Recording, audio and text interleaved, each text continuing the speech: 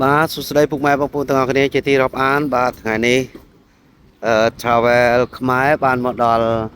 មុខប្រាក់ព្រំរាជវាំងហើយបាទមករាត្រីនេះអត់ចំសៅរ៍អាទិត្យស្ដាយមែនតើបាទបើសិនជាត្រូវសៅរ៍អាទិត្យអីបានមើលគេច្រៀងរាំមើលផាប់មើល walk strip គេកន្លែងនេះសប្បាយធ្លាប់តែឃើញតាមបណ្ដាញសង្គម Facebook គឺថាមកឲ្យត្រូវថ្ងៃដែរប៉ុន្តែចុះ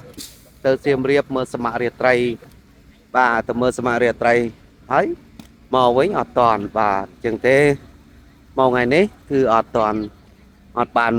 ដើរ walk strip ទេបាទបានតែដើរមុខវាំង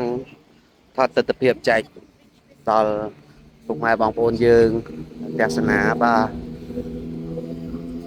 បងប្អូនមើលឃើញវីដេអូខ្ញុំហើយសូមចុច like ចុច share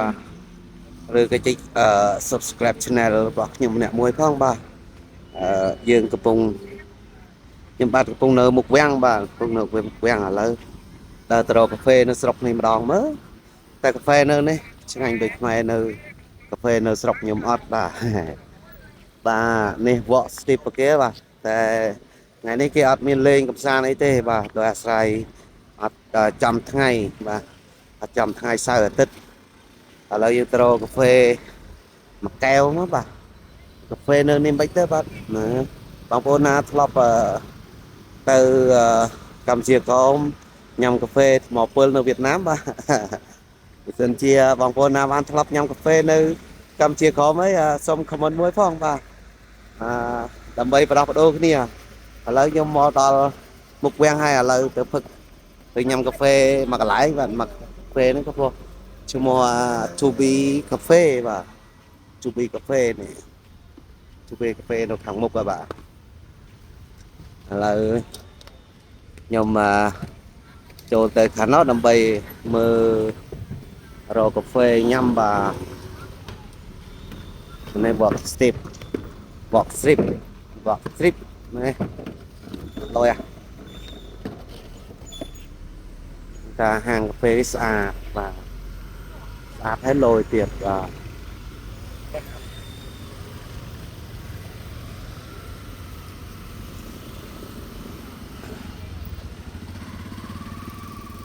ចូលទៅខាងក្នុងមានអីខ្លះបងប្អូនអឺទស្សនាទាំងអស់គ្នាណាបាទបាទខ្ញុំនឹងឡើងទៅខាងនោះហើយដាក់កាហ្វេមួយកែវទៅមើលយ៉ាងណាដែរបាទបងប្អូនក៏មកទៅណាណាចាំមើលចាំទស្សនាបន្តបាទចាំទស្សនាបន្ត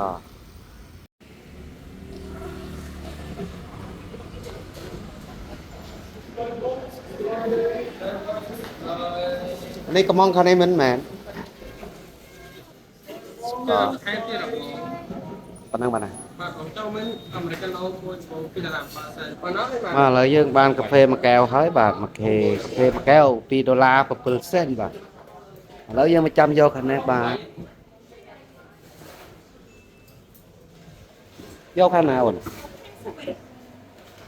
បាទនេះឥឡូវយើងចាំយកកាហ្វេបាទចាំយកកាហ្វេនៅខាងនេះនេះកាហ្វេ To Be Cafe បាទ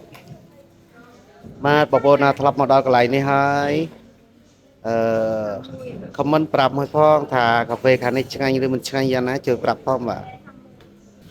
កាហ្វេនៅស្រុកហ្នឹងគឺយើងចាំយកបាទអត់ដូចកាហ្វេនៅស្រុកខ្ញុំទេ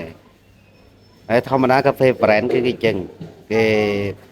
មកយកដល់ខ្លួនឯងទិញដល់ខ្លួនឯងហើយមកយកដល់ខ្លួនឯងបាទដូចជា Amazon ដូចជា Highland Cafe នៅវៀតណាមចឹងដែរបាទហើយ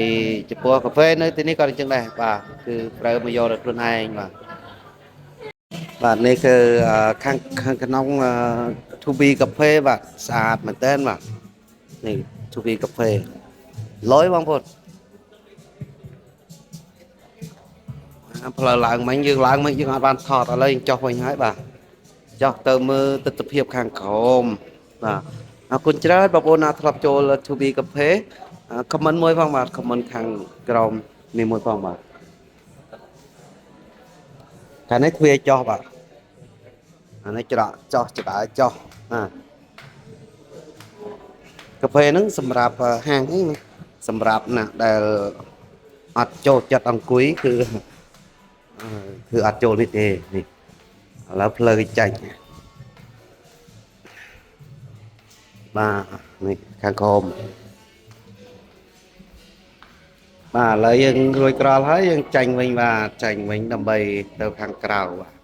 ទៅខាងក្រៅទៅកំសាន្តនៅខាងក្រៅវិញបាទអើយអូចាញ់ដល់មាត់ទន្លេហ្មងបាទនេះ work strip ប្រគេបាទនេះ work strip នេះ work strip លុយណាបាទ